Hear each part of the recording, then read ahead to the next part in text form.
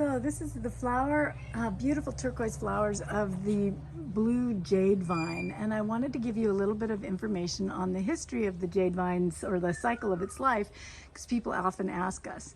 So first of all, I will show you, this is the beautiful maturing flower. When our flowers bloom like this, we hand pollinate them. Outside, we think either insects or bats will pollinate them, but inside the greenhouse structure, we pollinate them by hand. And once we pollinate them, a seed pod forms, and each strand gets one seed pod. And they're, as you can see, they're large, and this one is not even as large as it will become. But each strand tends to form one or two seed pods. This is a small one, and it'll get much bigger. Then after that gets mature, it'll drop on the ground. It has somewhere between 3 and 6 seeds in it that are rather large. They're really big.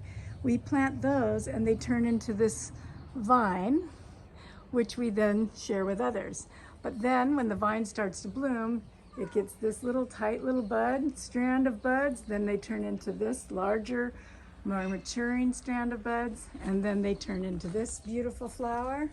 And then this is the turquoise color, the greenish turquoise color, greenish blue, and then they turn into a lighter blue, and that's when they're going through their end cycle and they fall on the ground, in which case they're still beautiful, and the seed starts to form.